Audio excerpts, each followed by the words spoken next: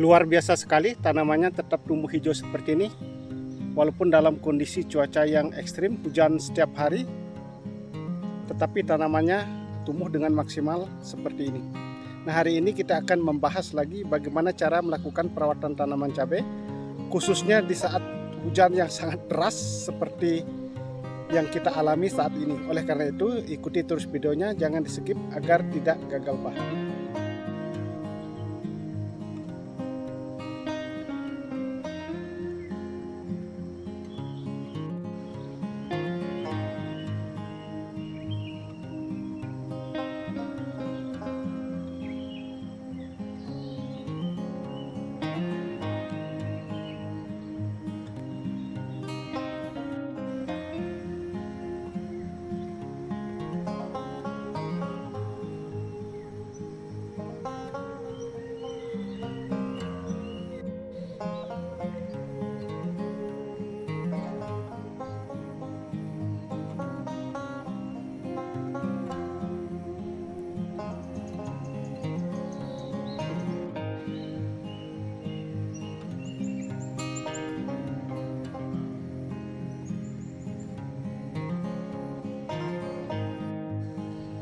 Halo kawan-kawan, kembali lagi dengan Ardana PT.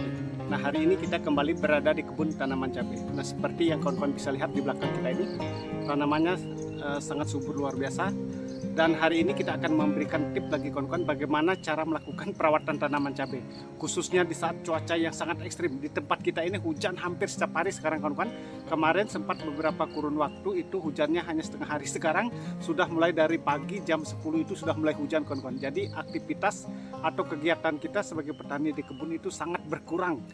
Nah, biasanya dalam kondisi saat seperti ini, tanaman cabai yang kita tanam, baik itu petani yang baru mulai menanam ataupun tanaman khususnya yang sudah berbuah, itu biasanya mengalami serangan penyakit yang signifikan, seperti contohnya terjadi busuk daun, busuk batang, layu, antraknosa, dan lain sebagainya. Inilah kendala yang dihadapi oleh para petani di saat cuaca hujan setiap hari seperti saat ini kawan-kawan.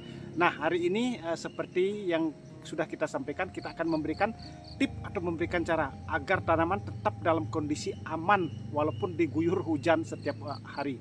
Oleh karena itu kawan-kawan, ikuti terus videonya, tonton sampai selesai agar paham. Seperti ini kondisi tanaman cabai yang kita tanam kawan-kawan, sangat hijau sekali, sangat subur sekali. Dan hari ini kita berada di kebun pagi-pagi, kurang lebih jam 7 pagi kawan-kawan. Biasanya jam 10 sudah mulai hujan. Kita memanfaatkan waktu yang singkat ini untuk buatkan video kawan-kawan. Kita menanam cabai ada 3 tempat dan 3 varietas kawan-kawan. Yang pertama kita menanam cabai rawit varietas angkasa 89. Itu kita sudah mulai panen dengan harga kemarin kita dapat jual 60.000 per kilo, lumayan mahal kawan-kawan. Dan yang kedua adalah varietas cabai rawit kaliber. Itu sudah memasuki fase generatif juga. Dan yang ini merupakan cabai rawit langgeng 58. Dan ini merupakan cabai yang sudah memasuki fase generatif juga kawan-kawan, di mana ditandai sudah pecah cabang, sudah muncul bunga yang cukup banyak seperti ini. Dan di sini bahkan ada buah-buah bawahnya kawan-kawan sudah besar seperti itu.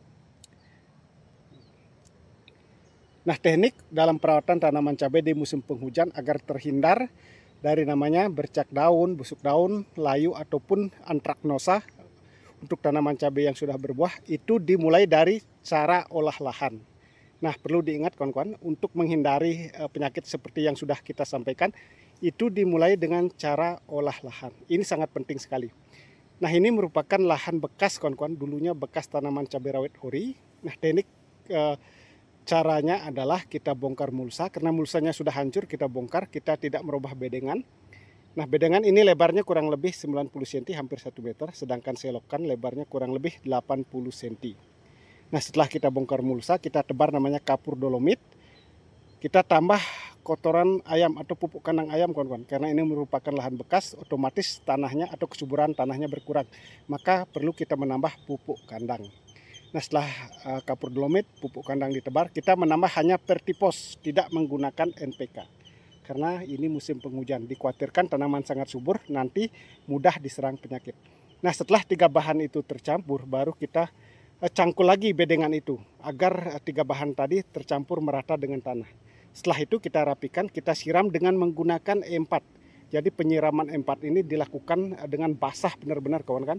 Setelah itu kita tutup mulsa, didiamkan selama kurang lebih 30 hari. Nah, selama pendiaman 30 hari inilah proses yang sebenarnya. Artinya kita melakukan fermentasi pupuk itu di bedengan langsung, kawan-kawan. Jadi dengan pencampuran 3 bahan itu, tanah akan kembali menjadi subur, sehingga pertumbuhan tanamannya menjadi subur seperti ini. Nah, setelah kita melakukan penutupan mulsa selama 30 hari, baru kita membuat lubang. Nah, selama 30 hari ini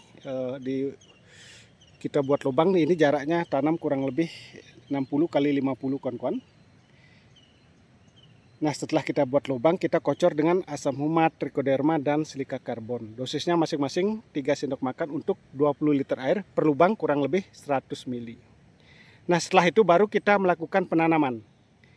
Setelah melakukan penanaman di usia 5, 10, 15, kita melakukan pengocoran dengan asam amino dan Mordenpul. Itu dosisnya masing-masing 30 ml untuk 1 tangki semprot ukuran 16 liter. Bisa dicampur dengan ukuran air 20 liter, itu bisa juga, kawan-kawan. Hanya kocor 3 kali. Karena musim penghujan kita tidak berani melanjutkan pengocoran. Hanya itu aja kita lakukan. Selanjutnya, perawatan selanjutnya adalah di usia 10 hari kita sudah mulai melakukan penyempraian insektisida. Karena walaupun tidak signifikan serangan tungau dan tripnya, kita tetap antisipasi agar tidak terjadi keriting. Makanya kita melakukan di usia 10 hari melakukan penyempraian dengan insektisida Apidor. Itu dosisnya 2 sendok makan. Kita mix dengan fungisida. Kita memakai fungisida bahan aktif metalaksil. Kita menggunakan Bisromil. Itu interval 7 hari sekali, kawan-kawan.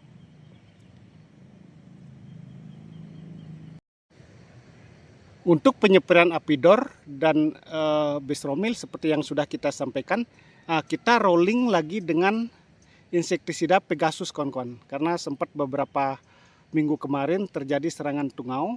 Ternyata walaupun musim hujan, tungau itu tetap saja menyerang karena ini merupakan lahan bekas. Kita menggunakan insektisida Pegasus, kawan-kawan. Nah, Pegasus ini kita mix dengan fungisida Detain 2 sendok makan. Jadi Pegasusnya 15 ml, Detainnya kita memakai 2 sendok makan. Jadi Bisromilnya kita rolling lagi dengan fungisida Detain, kawan-kawan, dengan bahan aktif Mancozeb. Nah, seperti itu yang kita lakukan. Itu sistem pencegahannya. Makanya tanaman cabai tetap aman, tetap tumbuh subur seperti ini. Nah, bukan hanya itu yang kita lakukan. Ini sangat penting sekali khusus di musim penghujan. Kita tidak melakukan pengocoran dengan pupuk NPK. Yang kita lakukan adalah pengocoran mulai di usia 15 hari dengan kalsium dan asam humat. Nah, itu yang kita lakukan. Dosisnya 4 sendok makan untuk 1 tangki semprot. Jadi intervalnya 7 hari sekali, kawan-kawan. Nah, karena curah hujan yang cukup tinggi, jadi setiap hari hujan di tempat kita ini, kita melakukan perolongan fungisida lagi untuk antisipasi busuk batang, busuk ranting, ataupun busuk daun dengan menggunakan fungisida dengan bahan aktif tembaga hidroksida 77%. Nah, kita memakai yang namanya Kopsid 77. Ini dosisnya 2-3 sendok makan untuk 1 tangki semprot, kawan-kawan. Jadi kita terpaksa memakai Kopsid 77 karena curah hujannya sangat-sangat tinggi di tempat kita.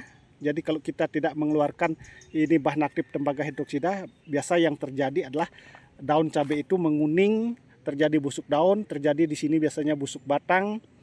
Kalau tanaman cabai sudah berbuah biasanya sangat mudah diterang namanya patek atau antraknosa. Nah, seperti itu, kawan-kawan. Jadi tekniknya yang perlu kita perhatikan, kita ulangi sekali lagi, yaitu cara olah lahan. Jadi cara olah lahan ini sangat menentukan hasil untuk kedepannya, kawan-kawan. Jadi khusus musim hujan catatannya jangan dikocor NPK. Kalau mau melakukan pengocoran NPK harus diselingi dengan pengocoran kalsium dan asam humat sesering mungkin, kawan-kawan. Itu tekniknya. Tetapi biasanya kalau musim hujan walaupun tidak dikocor NPK, tanaman tetap tumbuh subur, kawan-kawan, seperti ini. Jadi untuk pencegahan kita melakukan penyepraian dengan fungisida bisromil untuk busuk daun, di rolling dengan bahan aktif mankoseb seperti menggunakan detain, dan di rolling dengan bahan tembaga hidroksida kita menggunakan kopsid 77. Sedangkan inseknya kita memakai apidor, di rolling dengan pegasus, kawan-kawan. Nah, itu teknik yang selama ini kita lakukan dalam perawatan tanaman cabai di musim penghujan, dan yang terpenting adalah selalu melakukan pengocoran dengan kalsium dan asam humat interval 7 hari sekali untuk mencegah terjadinya penyakit layu. Nah, terima kasih kawan-kawan yang sudah menyimak video ini. Semoga apa yang saya sampaikan bisa bermanfaat. Di sini kita hanya berbagi pengalaman dalam melakukan perawatan tanaman cabai, dan semoga kedepannya kita menjadi sukses sama-sama.